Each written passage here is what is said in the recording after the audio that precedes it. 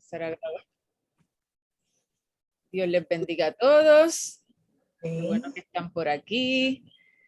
Ya son las 7:30, hora de comenzar. Vamos entonces a poner esta clase en las manos del Señor, que Él guíe todo lo que hagamos, aunque sabemos que siempre le está guiando, pero nunca está de más hacer la oración, ¿verdad? De comienzo. Así que vamos a orar. Señor, te damos muchas gracias, Padre, por el privilegio que tenemos de estudiar tu palabra. Te damos muchas gracias porque la tenemos en nuestras manos para poder aprender de ti, para poder conocerte, para poder saber tus propósitos con nosotros y con tu iglesia, Señor. Y te pedimos, Padre, que en esta noche te glorifiques, que en esta noche tu Espíritu Santo hable a nuestro corazón, que nuestra hermana Norma sea utilizada de manera poderosa y que tu Espíritu Santo le hable la palabra que tú quieres que nos enseñes, Señor. Así que, Padre, en esta noche lo dejamos todo en tus manos, toda conversación y toda palabra que se diga en este momento, Padre. En el nombre de tu Hijo Jesucristo, amén. Pues tenemos hoy el gran privilegio yo tengo el privilegio de contar con un equipo súper brutal de maestros, entre ellos nuestra hermana Norma Hernández, nuestra pastora Norma, y esta noche nos va entonces ella a hablar del próximo libro del Antiguo Testamento, que es Números. Buenas noches a todos. Los dejo con nuestra hermana. Adelante. Buenas noches a todos. Estoy muy emocionada y me siento muy honrada, muy privilegiada y muy comprometida, ¿verdad? Llamada a una responsabilidad muy grande de compartir lo que he estudiado del libro de Números y de estar ante tantos hermanos preciosos que están interesados en conocer más de la palabra, igual que yo. Aquí todos aprendemos siempre. Tener hermanos de otros países me emociona mucho. Como bien les dijo Iremi, soy la hermana Norma Hernández, desde el pueblo de Mayagüez, en Puerto Rico. Mi casa es su casa.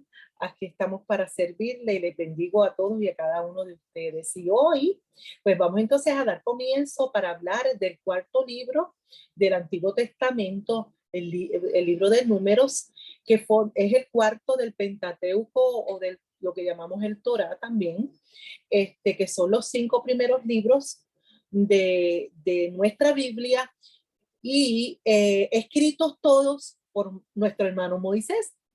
El cuarto libro se entiende que se escribió aproximadamente en el 1406 antes de Cristo. ¿Me escuchan bien? ¿Me están escuchando bien? Ok. Y fue escrito para el pueblo de Israel originalmente y obviamente Dios tenía propósito de que fuese escrito para toda la humanidad porque está registrado en su palabra. Entonces, ¿dónde fue escrito el libro? El libro fue escrito en el desierto de Sinaí.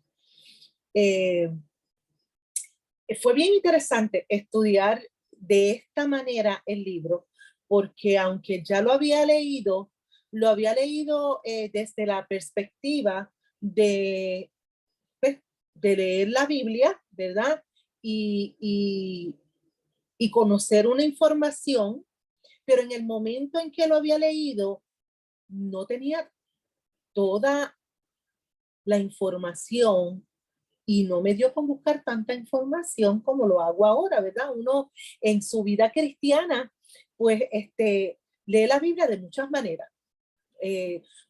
Lo lee a veces buscando una revelación específica, ¿verdad? Buscando dirección.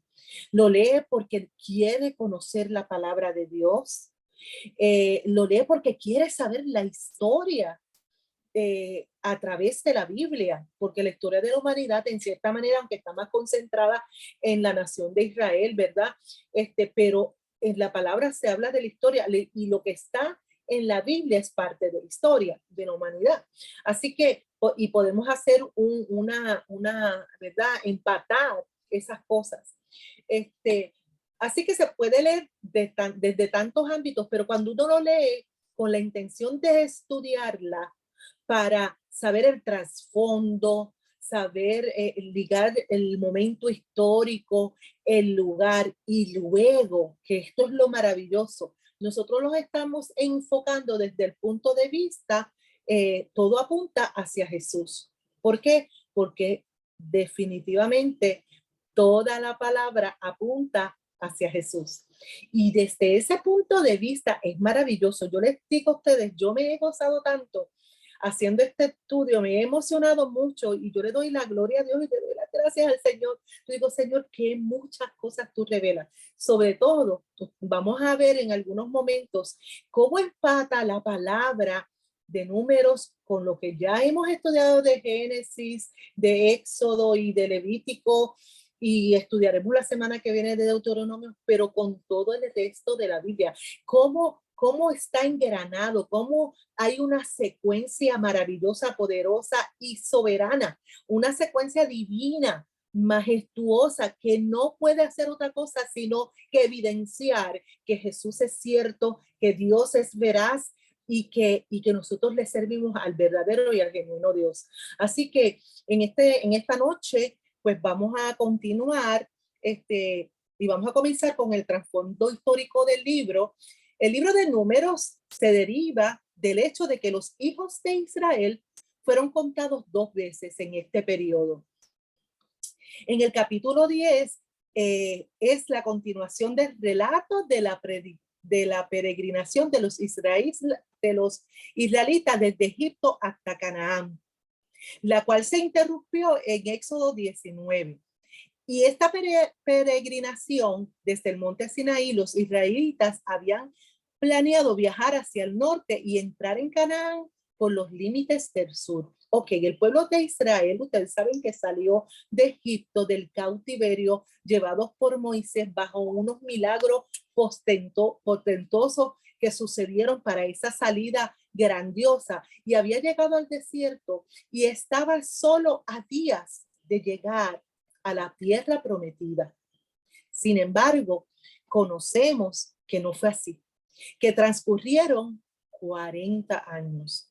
Y estas partes y el número se está prácticamente, terminamos después de terminar Éxodo, que Éxodo fue desde que salieron hasta el punto en donde subieron al monte, ¿verdad? Moisés subió al monte y Dios le habló y convocó al pueblo, y después de ese momento es que empieza, una vez esa convocación se dio y él bajó con las tablas y estas cosas, el pueblo de Israel se mantiene alrededor del monte, y nuestro hermano Urbán en alguna ocasión, yo creo que fue el año pasado, nos había hablado de que el pueblo había estado 11 meses, o sea, que la presencia de Dios en el monte Sinaí había estado, aquellos truenos y aquel humo y aquel estruendo de la presencia de Dios había estado por 11 meses allí en aquel monte. El pueblo de Israel se constituyó un año prácticamente alrededor del Sinaí. Y se le llama el desierto de Sinaí. En ese año ellos crearon el tabernáculo. El Señor le dio las instrucciones para que hicieran el tabernáculo. Ellos, nuestra hermana Irene nos había hablado sobre el tabernáculo en Éxodo también la semana pasada. Y es interesantísimo ver que el tabernáculo se hizo con unas especificaciones que estudiamos también la vez pasada. Se establece en el medio, y después que se hace este censo, el Señor le da unas instrucciones para que el pueblo se ubique de cierta forma alrededor del tabernáculo, que ya mismo les voy a estar leyendo. Pero lo interesante de esto es que la forma en que queda constituido todas las tribus, las 12 tribus, formaban una cruz. Miren, en Dios no hay casualidades, y eso es una de las cosas más maravillosas, que el simbolismo de la Biblia, que cuadra todo, y todo el simbolismo prácticamente lo que apunta siempre es a Jesús. En forma de cruz. Si para ese tiempo hubiesen existido los drones como ahora, ¿verdad? Que pueden coger esas pistas de distancia, nosotros hoy día tuviéramos esa visión, pero como cuando estemos en el cielo, nosotros le vamos a decir, mire, denos la visión, a ver cómo se veía y toda esa cosa. En la eternidad vamos a poder hacer todas esas cosas. Entonces, ok, dice, las experiencias de esos años en que vagaron por el desierto están registradas en este libro. Después de ese año que ellos estuvieron alrededor de Sinaí, entonces emprenden un viaje, emprenden el viaje para el pueblo de Canaán. Y ahí es donde, después de unos días, mandan a explorar la tierra y el pueblo, y vivieron con las noticias de que había gigantes. Muchos de ellos se atemorizaron. Solamente Caleb y Josué fueron los que pudieron ver desde el punto de vista, la visión correcta con que Dios quería que el pueblo viera. Y por culpa de esa rebeldía y de esa actitud tan, diría yo, que irreverente, incluso incrédula, y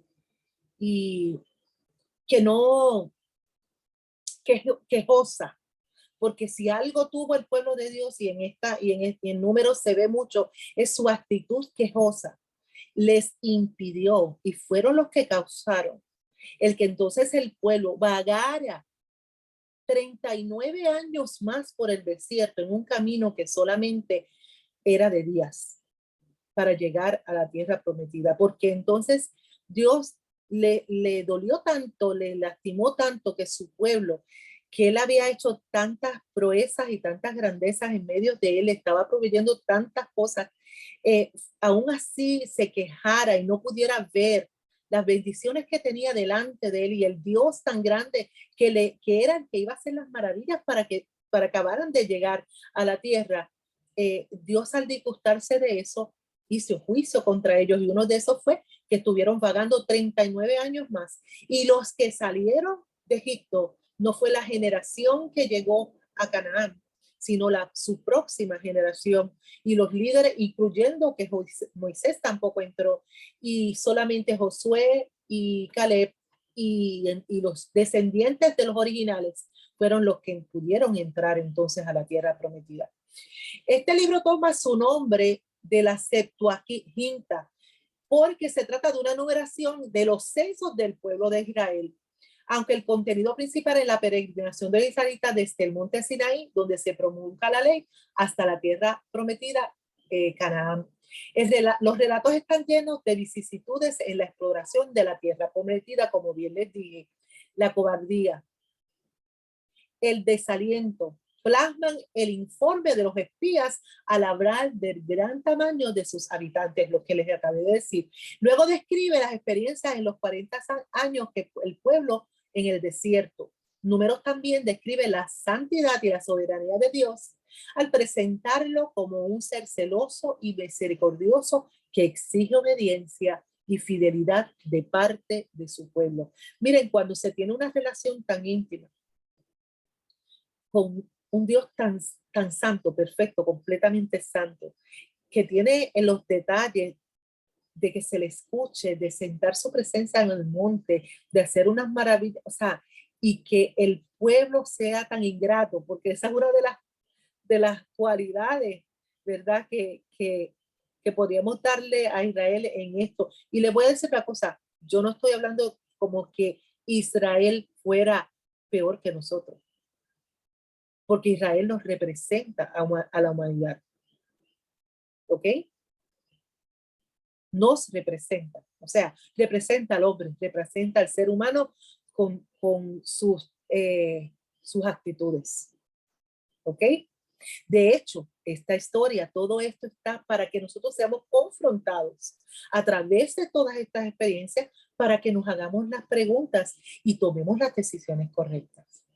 Bien, la idea principal del libro es un llamado a la obediencia y a la satisfacción y al no murmurar y el funcionar bajo autoridad. Lo voy a repetir de nuevo. un llamado a la obediencia y santificación, el no murmurar y el funcionar bajo autoridad. La razón principal por la cual este libro se escribió fue relatar la historia de cómo Israel se preparó para entrar a esta tierra prometida, cómo pecaron, cómo fueron castigados y cómo se prepararon para intentarlo de nuevo.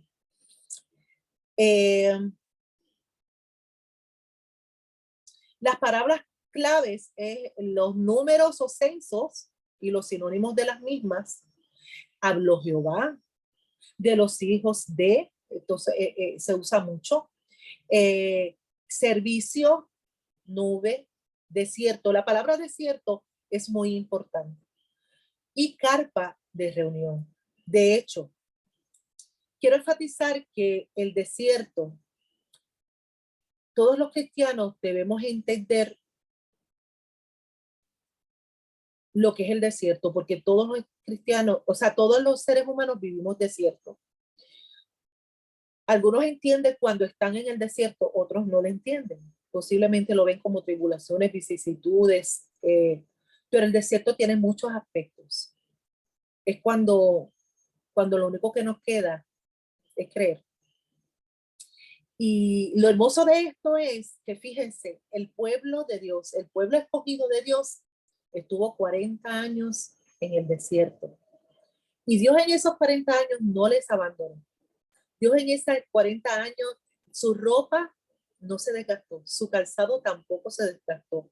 Tuvieron comida, provisión excelente, tuvieron agua, la nube las nubes por el día para socorrerlos del sol, la nube de fuego por la noche para darles calor y luz. O sea, ellos tenían lo que necesitaban. Nosotros también, quiere decir que nosotros en nuestro desierto tendremos lo que necesitamos. Jesús en sus 40 días, y esto es una de las cosas que tiene similitud con Jesús. Jesús tuvo 40 días por decisión propia. El Espíritu Santo, después de su bautismo, lo lleva al desierto con un propósito. O sea, que en el desierto hay ¿qué? Propósito. Cuando nos toca el desierto, hay un propósito. Y el propósito es no salir de la misma manera en cómo hemos entrado, sino al contrario, salir edificados, crecidos, intimados, habiendo intimado con Dios. Jesús fue al desierto para intimar con el Padre. Allí fue en ayuno y en oración. Allí empezó a sufrir y empezó su ministerio, pero empezó también una relación y una intimidad con el Padre que provocaría y marcaría su historia, que es la historia que nosotros también estamos viviendo hoy. Así que el pueblo de Israel, estos 40 años eran muy decisivos y fueron muy importantes en la historia del pueblo hebreo. Ok. Ya bien, tiempo histórico. 40 años, un periodo dentro del que murió la generación que salió de Egipto, como les dije. El énfasis, preparación de la conquista militar de la tierra prometida. El pacto de lealtad de Dios hacia su pueblo, Israel, con respecto a la tierra. El repetido fracaso de Israel para guardar el pacto con Dios. El liderazgo de Dios para con su pueblo y la afirmación del liderazgo de Moisés.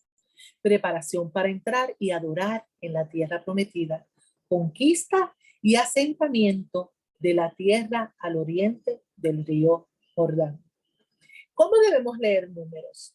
Pues Números comienza, como bien les dije, en el monte Sinaí, donde los israelitas esperaban las instrucciones de Dios para continuar a la tierra prometida. A medida que se desarrolla el libro, observa unos cambios en la actitud del pueblo, desde la ansiedad, pasando por la queja y terminando en rebelión total. ¿Vieron estos tres? Ansiedad, queja, rebelión. Quiere decir que estas tres cosas, cuando estamos ansiosos, nosotros debemos levantar una alerta cuando nosotros sentimos ansiedad. Porque después de la ansiedad, ¿qué va a venir? La queja. Y después de la queja, ¿qué va a venir? La rebelión. Y nosotros no debemos permitir llegar a la rebelión, ni siquiera llegar a la queja. Inclusive llegar a la ansiedad, pero la realidad es que sí hay cosas que nos pueden poner ansiosos. Estamos vivos y mientras estemos vivos va a haber situaciones que nos provocan ansiedad. ¿Qué nos dice la palabra respecto a eso? Que echemos toda carga a sus pies. Que las dejemos ahí porque Él las lleva. Que se las demos a Él. Así que las soluciones las tenemos en la palabra y en la comunión a través de la intimidad con Dios. Ok. Números termina con una nueva generación de israelitas a punto de entrar a la tierra prometida. Cuando nosotros terminemos el libro de Números, va a ser en la antesala de la entrada a la tierra prometida, que ahí entonces comienza Deuteronomio, que si Dios quiere lo cogemos el martes que viene. Mientras estudias este libro, vamos a reflexionar sobre la tentación en tu propia vida, de refunfuñar, de quejarnos y de rebelarnos. Consideremos también hasta qué punto Dios llega para restaurar a su pueblo, para restaurarnos a ti y a mí. Porque una relación con Dios a nosotros nos debe marcar y nos debe dejar un antes y un después. Nosotros debemos cambiar a través de nuestra relación con Cristo. Si no, no estamos teniendo una relación. Dios transforma. El que me diga a mí que ha conocido a Cristo y que era un corajudo y que sigue siendo un corajudo a través de los años, entonces, ¿qué ha pasado? Porque Dios transforma, y se lo dice esta persona aquí, que ha sido transformada. Dios ha trabajado y sigue siendo transformada a través de Jesús y su palabra y su amor y su verdad y su justicia y todo lo que Él es. Yo no soy la misma. Yo prendía de medio mariquetazo. Yo hablaba malo. O sea, yo no soy la misma. ¿Que me da coraje? Claro que sí. Que sé que llego a unos niveles, yo los evito al máximo. Los evito llegar porque sé que cuando llego a ese nivel, como que no me puedo controlar, entonces yo me ministro la palabra y le brego para que Dios sea el que tome el control de mi carácter, porque no soy yo, vive Cristo en mí y yo tengo que dar testimonio de eso. Bueno, título. El título en español de Números viene de las versiones griega y latina. Esta designación está basada en las numeraciones que son un enfoque importante en los capítulos del 1 al 4. Y el 26 también. El título hebreo más común viene de la quinta palabra del texto hebreo de 1:1. En el desierto de este nombre es mucho más descriptivo del contenido total del libro, el cual relata la historia de Israel durante casi 39 años de dar vueltas en el desierto. Temas principales. Ok, esto es importante. Tenemos prácticamente tres temas principales: la misericordia y la fidelidad de Dios. Números nos presenta a Dios que va guiando y consolando a su pueblo mientras les ofrece el perdón, la reconciliación y la esperanza. Su rebelión e infidelidad se contrasta con el amor fiel de Dios hacia ellos. ¿Dónde vemos esto? Pues Dios los va guiando en el capítulo 9, versículo 17. Y Dios les contrasta su infidelidad y rebelión. Lo vemos también en el capítulo 14, versículo 18. Eso es, ¿verdad? Unos ejemplos. Después vamos a coger con detalle y vamos a entrar a la palabra. El otro tema, la justicia de Dios. Números describe el descontento, las quejas y la rebelión del pueblo. Si gusta, bueno, como se les va a hacer llegar después, los voy a mencionar, pero después ustedes pueden entonces accesar. Está en Números 11:1 4 y 6, en el capítulo 1, el capítulo 11, 1, 4 y 6, en el capítulo 13, versículo 1 y en el 14, versículo 45. La rebelión del pueblo y de sus líderes, que también en el capítulo 12, 1 y 2, en el 16, del 1 al 11, y en el 20, del 1 al 13. Y también contra Dios y sus provisiones. Y eso es tan triste. Luego lo vamos a ver porque lo vamos a leer, ese lo vamos a leer. Y es tan triste escuchar eso. Aunque Dios es misericordioso, el juicio sigue a la rebelión. Y continúa en otros versículos que se les hará llegar entonces para que puedan buscarlo. También hubo falta de fe. Incluso Hebreos habla sobre eso y lo vamos a ver luego. El otro tema que tenemos es la esperanza. La desobediencia trae el juicio y el dolor. Pero el arrepentimiento y la obediencia resultan en el perdón y la esperanza. Incluso después de sus repetidos fracasos, Dios no abandonó a los israelitas para que murieran en el desierto. A través de este y otros acontecimientos significativos, no representa las verdades de que Dios es soberano y que su plan será cumplido. Qué maravilloso. La estructura de números. El versículo clave está en el capítulo 14, 30, 31. Dice, vosotros, a la verdad, no entraréis a la tierra por la cual alcé mi mano y juré que os haría habitar en ella, exceptuando a Caleb, hijo de Jefone, y Josué, hijo de Nun. Pero a vuestros niños, de los cuales dijisteis que serían por presa, yo los introduciré, y ellos conocerán la tierra que vosotros despreciasteis. O sea, hay veces que yo como maestra,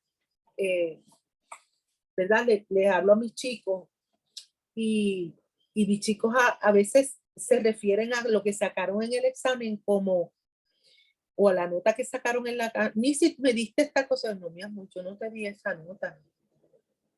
Tú obtuviste esa nota. Aquí todos empezaron con A de 100. Ustedes determinan si la mantienen. Aquí habla sobre los que despreciaron a Jehová. Las bendiciones de Jehová. Hoy y en estos días que he estado estudiando números, Dios me hablaba mucho sobre eso. Que seamos celosos, que seamos cuidadosos de despreciar las bendiciones que Dios nos da. De quejarnos, de darle tanto peso a las cosas negativas.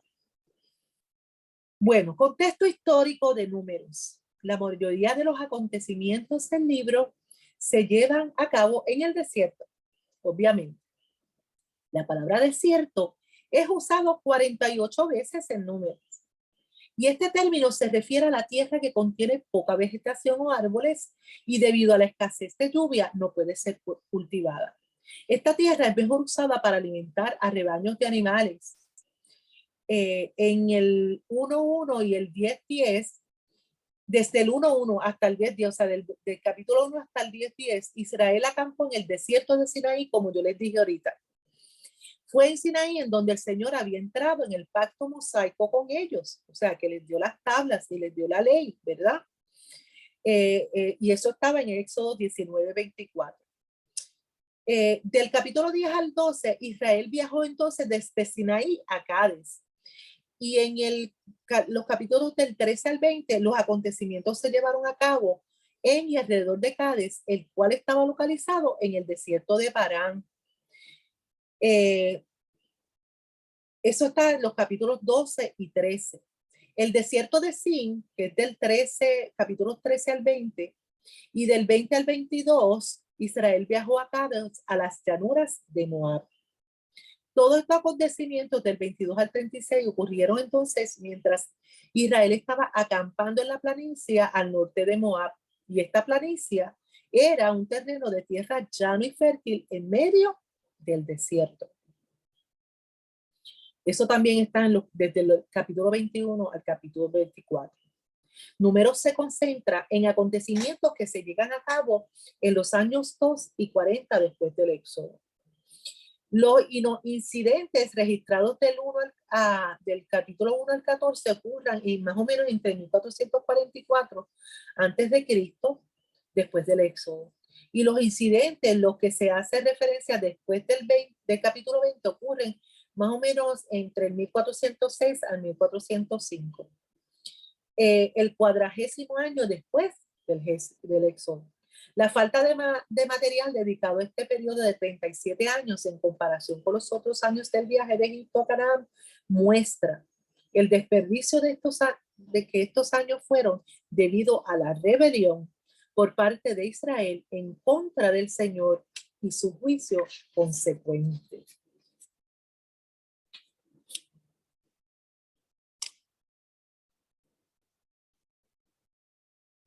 Sabemos que fue, como bien les dije, Moisés quien lo escribió, y el mismo libro de Números, en Números 33:2 y en el 36:13 habla, afirma que Moisés lo está escribiendo. Y fue escrito en el año final de la vida de Moisés, igual que Deuteronomio. De hecho, Deuteronomio fue en los últimos días, diríamos, de su existencia. El relato termina con Israel establecido al lado del río Jordán, al otro lado de Jericó, el cual es el lugar desde donde la conquista de la tierra de Canaán comenzó.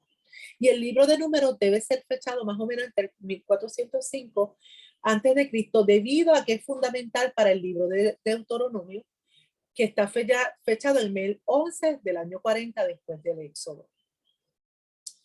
En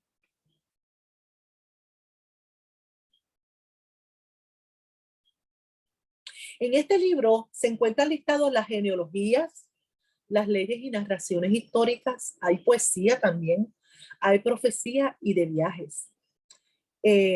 Están mezclados en la misma historia de Israel desde el monte de Sinaí y las llanuras del Moab.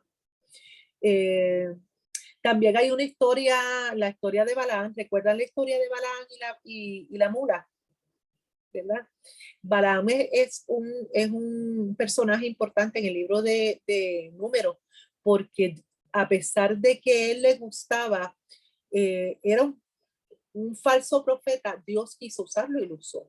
Incluso en algún momento en que él se estaba negando, fue que él usó entonces ¿a quién? A la mula. ¿Okay? Temas históricos y teológicos. Números relata las experiencias de 2 generaciones de la nación de Israel. La primera generación, que fue la que partió desde el Éxodo de Egipto, su historia comienza en Éxodo 2:23 y continúa a lo largo de Levítico y llega hasta los primeros 14 capítulos de Números. Esta generación fue censada para la guerra de la conquista de Canaán. No obstante, cuando el pueblo llegó a la orilla del sur de Canaán, se rehusó a entrar a la tierra. Ya sabemos por qué. Debido a su debido a su rebelión en contra del Señor, todos los adultos de 20 años y mayores, a excepción de Caleb y Josué, fueron sentenciados, como les leí ahorita, a morir en el desierto. En los capítulos 15 al 25, la primera y segunda generación empalman, y la primera murió conforme a la segunda llegó a la edad adulta. ¿Ok? Eso está entre los capítulos 15 y el 25. Un segundo censo del pueblo entonces comenzó la historia de esta segunda generación, que comienza en el capítulo 26, y estos israelitas fueron a la guerra y heredaron la tierra. Hay 3 temas teológicos que sobresalen en Números. En primer lugar, el Señor mismo se comunicó con Israel a través de Moisés, que eso lo sabemos. Por lo tanto, las palabras de Moisés tenían autoridad divina. La respuesta de Israel a Moisés refleja su obediencia o desobediencia al Señor. Números contiene 3 divisiones claras basadas en las respuestas de Israel a la palabra del Señor. Obediencia, del 1 al 10. Desobediencia, del 11 al 25. Y obediencia renovada, del 26 a 36. Esos tres divisiones, diríamos, del libro, del 1 al 10 muestran la obediencia, del 11 al 25 la desobediencia, y del 26 al 36 lo que describe como de obediencia renovada. El segundo tema es que el Señor es Dios de juicio. A lo largo de Números, la ira del Señor fue provocada en respuesta al pecado de Israel.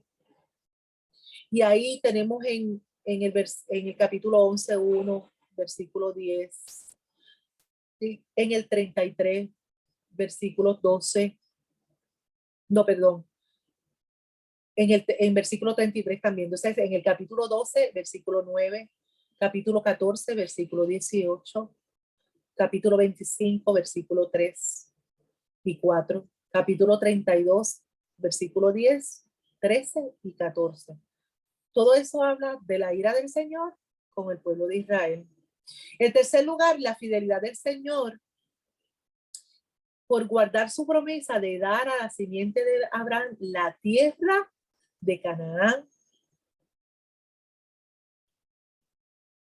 que él había prometido. Ya voy a entrar entonces de las partes que más me gustó. Dice, el libro describe la vida de los israelitas durante su periodo de peregrinaje. Cuando ellos acampaban, el tabernáculo quedaba en el centro rodeado por los sacerdotes y los levitas. A través del resto del campamento se situaban las 12 tribus, como les conté ahorita, y cada uno junto a su bandera bajo las insignias de sus casas paternas. Y como les dije, formaban una cruz. En el este, tras la bandera de Judá, estaban las tribus de Judá, Isaacar y Zabulón. En el sur, tras la bandera de Rubén, estaban las tribus de Rubén, Simeón y Gad. En el oeste, tras la bandera de Efraín, estaban las tribus de Efraín, Manasés y Benjamín. Y en el norte, tras la bandera de Dan, estaban las tribus de Dan, Aser y Neftalí. El campamento se arreglaba según las banderas de las 4 tribus más poderosas. Y la tradición antigua dice que la bandera de Judá, fíjense qué interesante, tenía la figura de un león. La de Rubén, la de un hombre. Esas son las que quedaban aledañas. Esas son las 4 tribus que quedaban una al este, al otro al oeste, al norte, al sur, al centro, que era el tabernáculo, y las otras quedaban entonces al lado de cada, como las mencioné, ¿verdad? Perdón, les dije que la figura del león era la tribu de Judá, la de Rubén era una figura de hombre, la bandera de Efraín era la figura de un buey, y la de Dan era la de un águila. Yo me puse a buscar los significados bíblicos de estas 4 figuras, y el león simboliza poder, realeza y fiereza. El hombre, cumbre de la creación, a quien se le encargó el gobierno de la tierra. El buey, que también podría llamarse, o sea, bíblicamente me decía, por lo menos la concordancia del diccionario que yo usé, ¿verdad?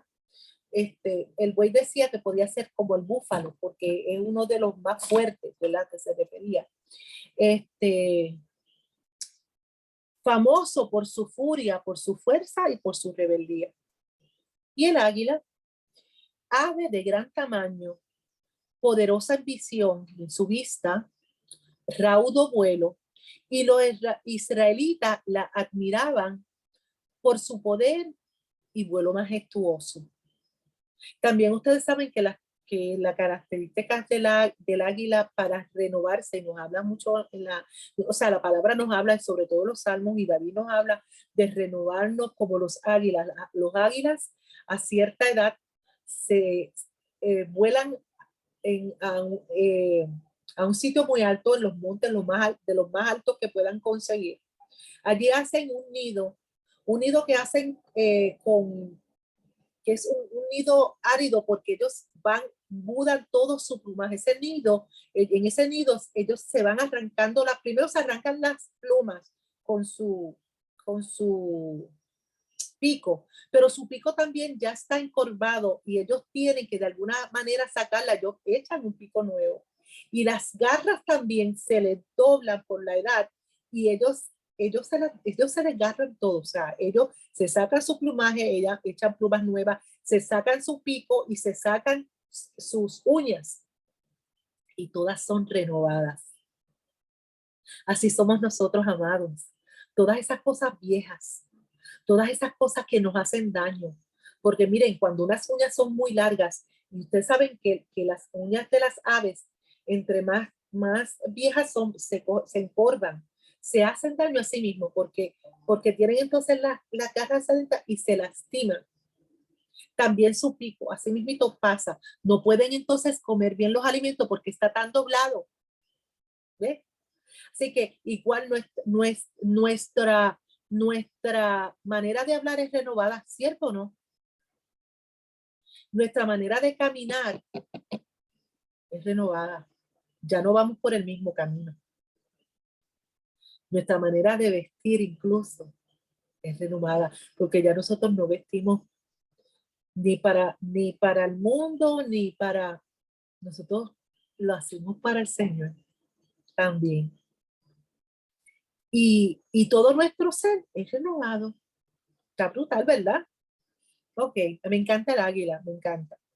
Pues miren, Dios tiene propósito en todo. Esto de que estos símbolos fueran, ¿verdad? Parte de las tribus aledañas al tabernáculo, que eran las tribus principales, tenía su razón de ser y cuando vemos en toda la palabra se va reforzando todo ese simbolismo y se van ligando a Cristo. Lo vamos a ir a ver ahorita. Ok, les dije ya los significados. Bien. Bien. Dice, en forma semejante también los seres vivientes del libro de Apocalipsis tienen el rostro de un león, fíjense. Un hombre, un becerro y un águila. Eso no es casualidad, mi gente. Eso está en Apocalipsis 4:7. Nosotros tenemos confirmación de esto y vamos a empezar a... Yo quería que entonces leyéramos aquí, pero en Ezequiel nosotros tenemos la confirmación. No les leí esto, perdónenme. Dice, estas 4 banderas son muy significativas ya que el mismo simbolismo describe a los querubines de Ezequiel, cada uno de los cuales tenía 4 rostros, de un león, un hombre, un toro y un águila. Y eso está en Ezequiel 1:10. ¿Ok? Ezequiel fue escrito 571 años antes de Cristo. O sea, que entre que se escribió Números, hablando de las tribus y dándole este símbolo, y Ezequiel se escribe, han pasado prácticamente 1000 años. ¿Ok? Después, en Apocalipsis, el rostro del león, de un hombre, del becerro y del águila son también semejantes a los seres vivientes que están en Apocalipsis 4:7. Y Apocalipsis se escribe en el año 75 después de Cristo. ¿Acaso la escritura no es inspirada por Dios? Esto lo confirma. Tanto los querubines en Ezequiel como los seres vivientes en Apocalipsis, al igual que las banderas de las tribus, acompañan a la presencia misma de Dios. En todos los casos, amados, en los 3 casos. Ezequiel 1:10, Apocalipsis 4:7 y Números. Aquí estamos en Números. ¿Dónde está que lo dice?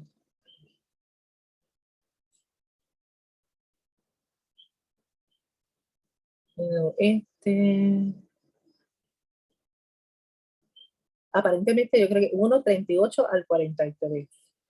¿Ok? 1:38 al 43. Dice, los padres de la iglesia primitiva surgieron de las cuatro imágenes. En las cuatro banderas representan los cuatro evangelios. Ustedes están escuchando esto. Los padres de la iglesia primitiva sugirieron que las cuatro imágenes de las cuatro banderas representan los cuatro evangelios: Mateo, Marcos, Lucas y Juan. El león representa a Mateo, mostrando a Jesús como rey. Esto es bien importante. El buey representa a Marcos, mostrando a Jesús como siervo. El hombre representa a Lucas, mostrando a Jesús como el Hijo del Hombre. Y el águila representa a Juan, mostrando a Jesús como el Hijo de Dios, quien está en todo lugar. Qué brutal, ¿verdad? Así que todo apunta a ¿quién? Hacia Jesús. Porque ¿de qué hablan los evangelios, amados? Si no es la historia de nuestro amado Salvador, el nacimiento y vida de nuestro Salvador. Y entonces Mateo y todos tienen un simbolismo semejante, igual al que teníamos allí alrededor de la presencia de Dios en el tabernáculo, y Jesús mismo es Dios. El libro de Números comienza cuando los hijos de Israel se encuentran en condiciones muy favorables. Ellos reciben instrucciones especiales del Señor mientras todavía estaban en el monte Sinaí. Luego marchan a Cades Barnea, desde donde enviaron a espías a explorar la tierra que Dios les había prometido. Y cuando se dieron cuenta que la tierra estaba ocupada, fallaron en confiar en Dios. Eso está en el capítulo 13, del 25 al 33. El éxodo se terminó a causa de la falta de fe. Por eso tuvieron que peregrinar en el desierto durante el curso de la vida de esa generación. Cades Barnea siempre sería un símbolo de derrota por la falta de fe en Dios. En cada época, el pueblo de Dios primero debe discernir la voluntad de Dios para luego ir hacia adelante en fe. Disculpen un segundito que voy a tomar un poco de agua.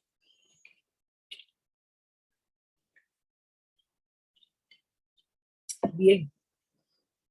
Al juzgar la rebeldía de Israel, Dios les envió una invasión de serpientes abrasadoras. Este otro tema está brutal. Cuya venenosa mordedura era mortal.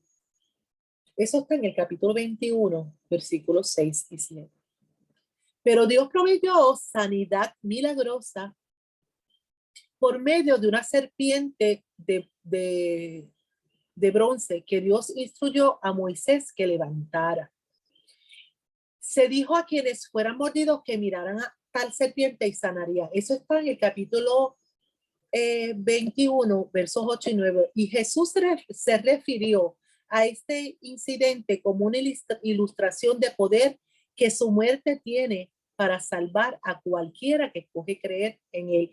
Y entonces eso está en Juan 14, 15. Y yo quiero que alguien me busque números 21, 8 y 9 para que me lo lea, y alguien me busque Juan 3, 14, 15 para que nosotros veamos ahí la similitud. ¿Quién me busca números? Yo lo tengo. Ok, léemelo por favor. Los números 21, 8 y 9, ¿verdad? 21, perdóname que me perdí, brinqué, 6 y 7. 6 y 7, dice así. Y Jehová envió entre el pueblo serpientes ardientes que mordían al pueblo, y murió mucho pueblo de Israel. Entonces el pueblo vino a Moisés y dijo: hemos pecado por haber hablado contra Jehová y contra ti. Ruega a Jehová que quite de nosotros estas serpientes. Y Moisés oró por el pueblo. Tremendo. De hecho, yo voy a hacer alusión más luego sobre esto mismo. Y quiero leer entonces de más arriba. ¿Quién ve entonces Juan 3, 14 y 15?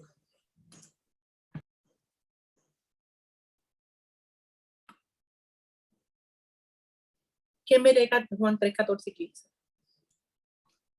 Juan 3, 14 y 15, dice así. Ajá. Y como Moisés levantó la serpiente en el desierto, así es necesario que el Hijo del Hombre sea levantado, para que todo aquel que en él cree no se pierda, mas tenga vida eterna. ¡Wow! ¡Qué brutal! Wow. Resulta que en el 1400 antes de Cristo, este pueblo de Israel, por su rebeldía, Dios tomó una acción con ellos. Una acción que no era solamente para ese entonces, era una acción que se iba a firmar con Cristo. Resulta que ¿por qué una serpiente? Yo me pregunto, ¿una serpiente? ¿Acaso la serpiente ya no había salido como enemiga del hombre en el origen? Y vuelve entonces una serpiente, ¿para qué? ¿Para matar a qué? Para castigar. ¿Vieron? Sin embargo, Dios le da unas instrucciones a Moisés y le dice que coja la serpiente y la ponga como en un palo, ¿verdad? En un asta. Y que todo el que fuera picado por la serpiente y mirase hacia esa serpiente de bronce que estaba en un lugar más alto, ¿verdad? Para que pudiera, de cualquier ángulo pudiera ser visto, podría entonces salvarse de la muerte. ¿Saben qué? Que también se dice que la sombra de esa serpiente en esa asta, ¿verdad? Alzada, al dar la sombra, era en forma de cruz. Porque el que mira la cruz de Jesús podrá ser salvo, sano y salvo. Porque él llevó allí ¿qué? Nuestras enfermedades.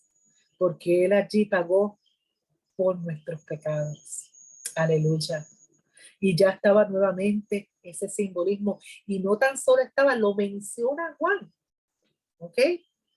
Que de la misma manera en que aquel momento daba sanidad, ahora daba sanidad y daba salvación. Amén. Ok.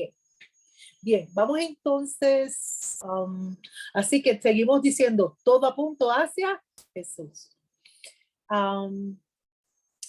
Así como Dios fue fiel en preparar una generación para que entrara a la tierra prometida a pesar de todas sus debilidades. Oh my God, me estoy cogiendo más tiempo. Yo creo que vamos a ver. Yo creo que me voy a entender un poquito más. Ay, sorry, no sé, porque es que me faltan unas cositas que importantes. Bueno, le pongo el tubo, pero Dios prometió a juzgar la rebeldía de Dios. Dios les envió una invasión de serpientes, aunque ya eso lo leí. Así como Dios fue fiel en preparar una generación para que entrara a la tierra prometida a pesar de todas las debilidades, también Jesucristo será fiel en completar que la obra de edificar su iglesia, y eso está en Mateo. Ok, la de referencias proféticas mesiánicas. Aquí estoy entrando al meollo de verdad. La demanda de Dios por santidad a su pueblo. Aquí yo quiero pedir unos versículos. Te pregunto, Iremi. No me di cuenta, son las 8:24. ¿Lo hacemos ahora o lo dejamos para una próxima ocasión? Para el martes próximo. Pues yo creo que puedes llegar como hasta las 35, hasta que puedas cubrir hasta las 35, y si te falta, pues entonces sigues la próxima. Ok, bueno. No hay problema. Sí. Ok. 5 minutos, le cogemos 5 minutitos a la gente un poquito aquí. Okay. Me dejan, no me odian. Por favor, perdónenme, desde ahora les pido perdón. Ok, la demanda de Dios por la santidad a su pueblo está total y finalmente satisfecha en Jesucristo. Ahí no hay nada más. Quien vino a cumplir la ley por nosotros. Miren, Mateo 5:17, ese yo quiero, si lo pudiésemos buscar y leer en cuanto yo se lo... Ok, le voy a decir, le voy a designar, Elizabeth, búscame Mateo 5:17. Don Miguel, ¿me podría buscar Juan 3:14? Necesito a alguien que me busca. Dime, Iremi. ¿Tú lo buscas? Ok. Juan 3:14. Necesito que me busquen el capítulo 21 de Números 4 y 9. Urbán. Números 21, 4 al 9. Y capítulo 24, como tú tienes número 21, también me buscas el 24, el versículo 17, Israel, ¿está bien? Porque es el mismo libro, ¿está bien? Números 21, 4 al 9 y números 24, el versículo 17. Y necesito que me busquen Apocalipsis 22, 16.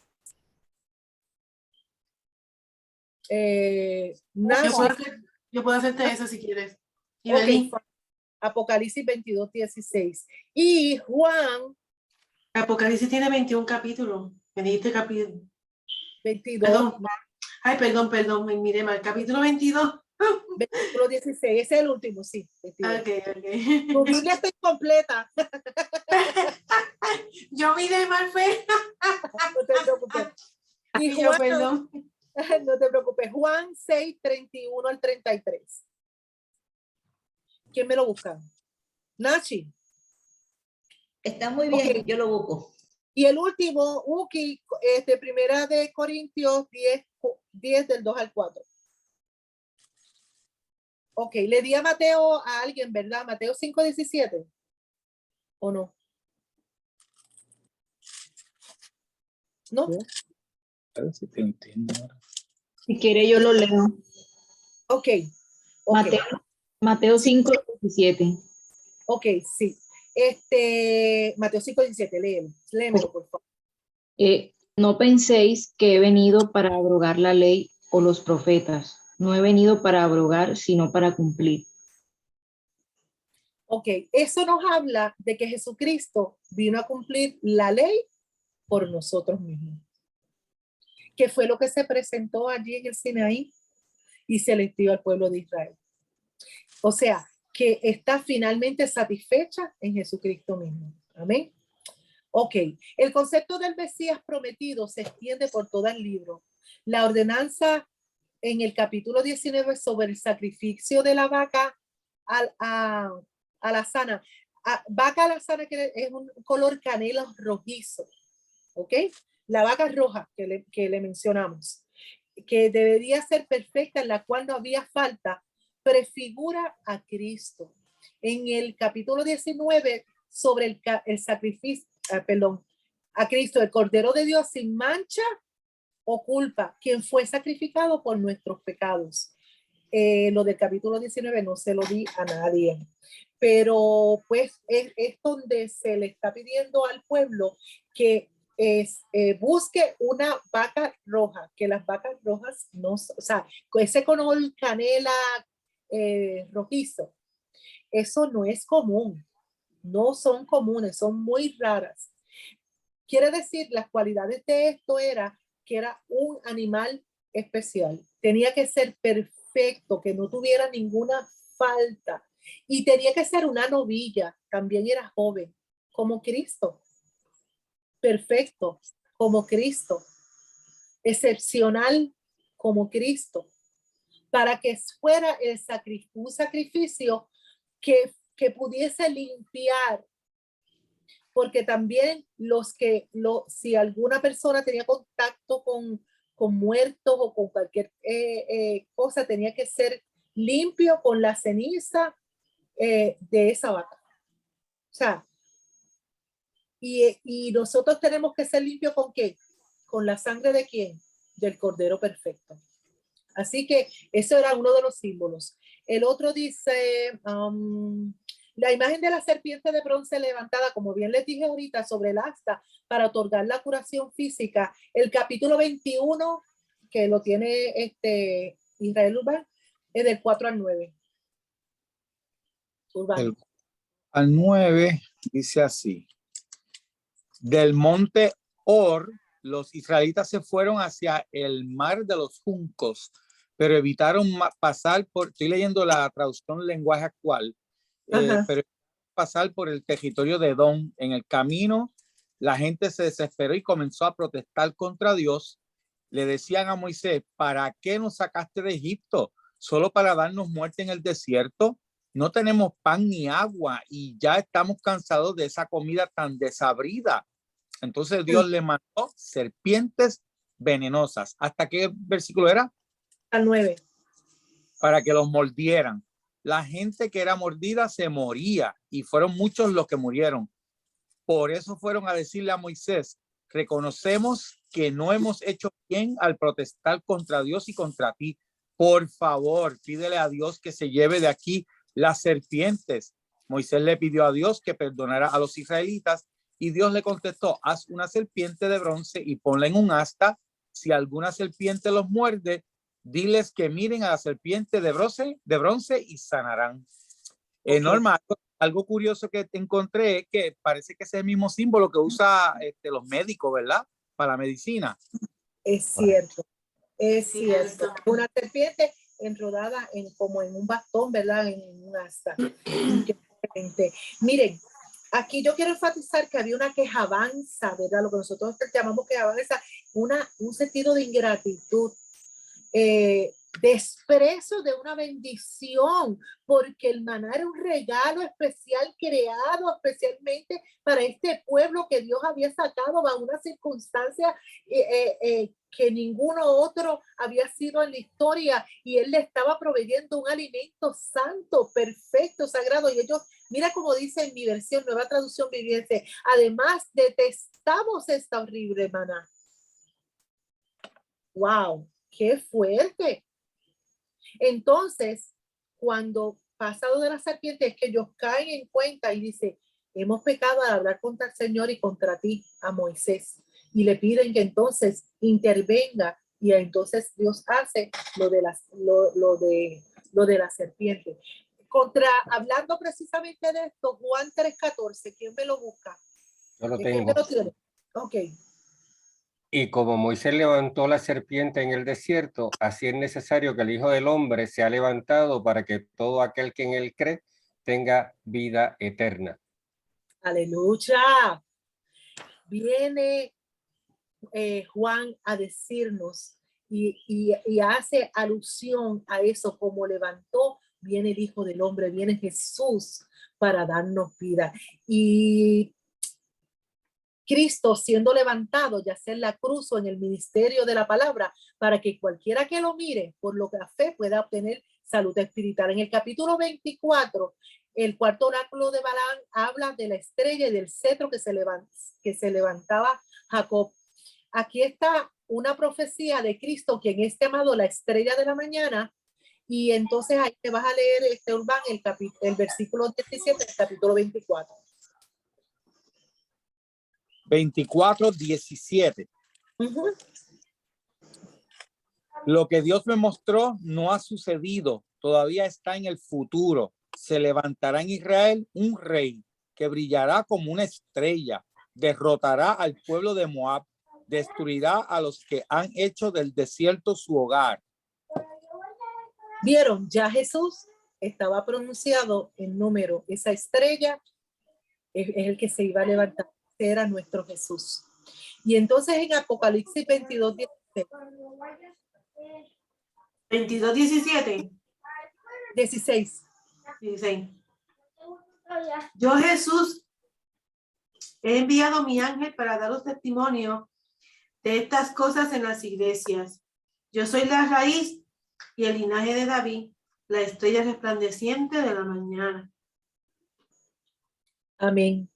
Esa estrella que se nos habló en Números, se nos afirma hasta el final de la palabra que Jesús es esa estrella de la mañana.